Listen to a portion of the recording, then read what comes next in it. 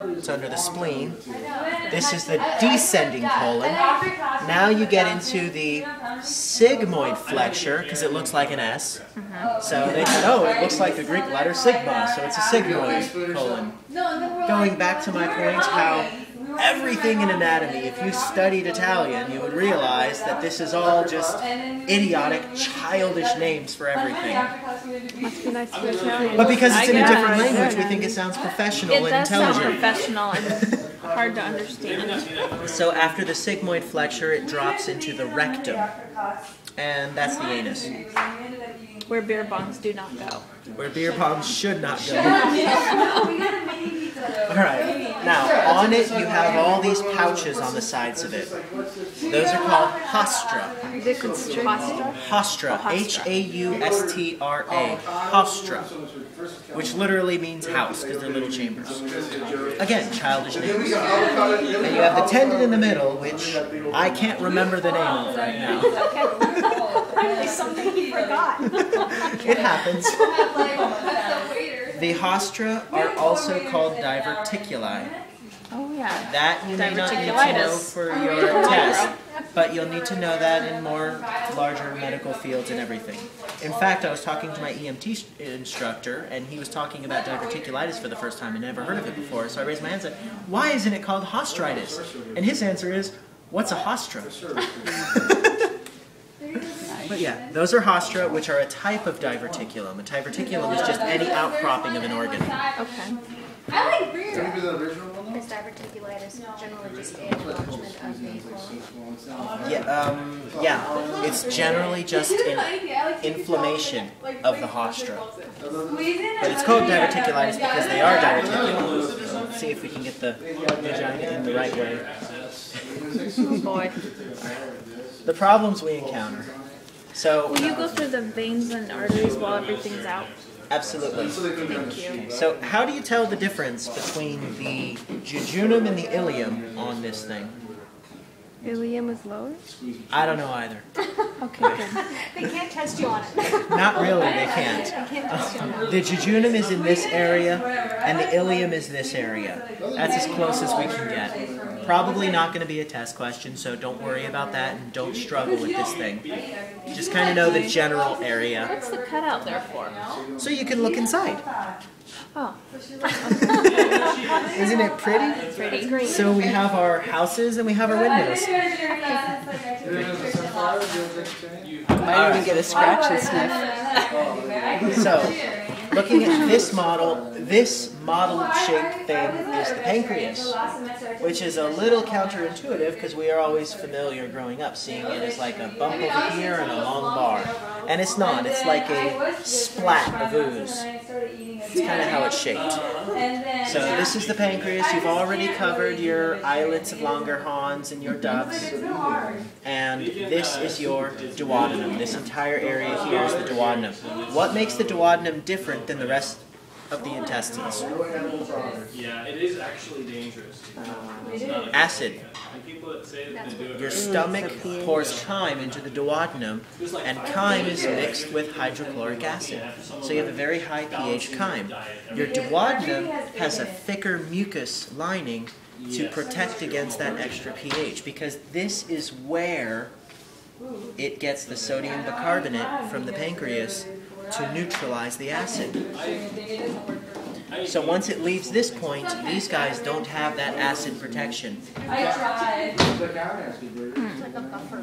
Yeah, it is. It's a buffer. So it has as much acid protection, or at least almost as much, as the stomach does. And this doesn't really have any acid protection. So, other than that, there's the liver.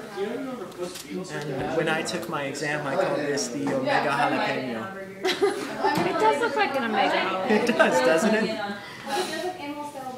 What is I the don't suggest gallbladder? But for the rest of us, what is it? Is it gallbladder? This is the gallbladder. Oh, okay. So that's the gallbladder, and you have the common bile duct down here.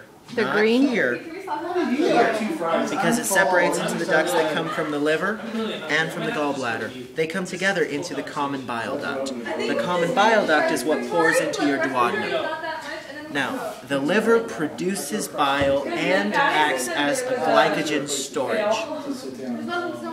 So if you have any kind of sugar content where you're low on sugar, glucagon will come in, break apart the glycogen, put it into your bloodstream to restore it. In addition to that, it produces bile, which is stored in the gallbladder. So when you have a high fat content of food entering into your duodenum, it's going to release bile from the liver and the gallbladder. So if you have your gallbladder removed, you're still producing bile, but it comes out slower and in smaller quantities because you don't have a saved up bolus. Which means you'll get diarrhea if you have a cheeseburger with too much fat on it. Yeah, but you'll live. Won't hurt you so much. So you won't absorb all those calories then either? So then you won't absorb all the calories either because it's not as much. Okay, so looking at this guy. Your bum's looking. These are your right and left gonadal arteries. They come off way high and drop down to your gonads. And the reason for that is because when developing the human body, we have no idea where your gonads are going yet. Sexual differentiation has not occurred. That is The what? Sexual differentiation is It has to be much earlier because at 20 weeks you can have an ultrasound and you can see sexual differentiation begins at 6 to 8 weeks. Yeah. That's where sexual differentiation begins. You can really tell at around 20 weeks. People sometimes don't even know they're pregnant. And they're still not 100%. They'll do an ultrasound, it's like, if you see a penis, it's a boy. If you can't find a penis, it might be a girl.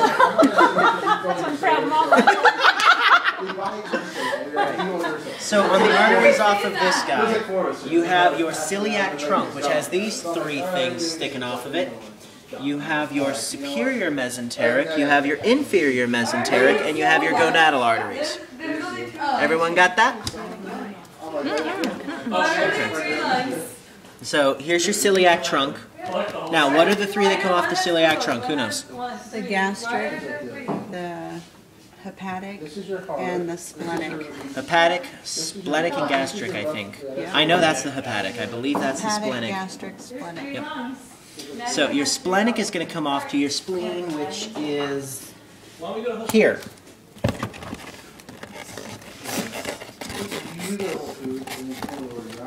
Close enough. Shove that guy in there. So there's the spleen, sitting over a kidney that's not shown. Is the kidney part of any of this? Oh, sure. Unless we leave, like... We're missing a kidney. Okay. So this guy is... You can. This guy might be on dialysis. So this is the spleen. That's a kidney, but the other one is disappeared into the ether, I guess. Donated a kidney. Or eaten by a wild animal. I like that one. Stolen in its sleep. Stolen in his sleep. Candy Mountain. Alright, but it should be right here because that's his suprarenal gland. Or adrenaline gland. Alright, so here you have your splenic, which will come off and go into that guy. And that'll go through a splenic portal. This is the common hepatic, which goes off, and I think it branches a couple more times before it actually goes into the liver through the hepatic portal. And then there's your gastric, which feeds your stomach with blood vessels that run along the top and run along the bottom, which I don't think you have to know those. Okay, there's the epiploic and, yeah. Alright, so there's the superior mesenteric, which separates out into your right, middle, and ileocolic arteries. And it comes through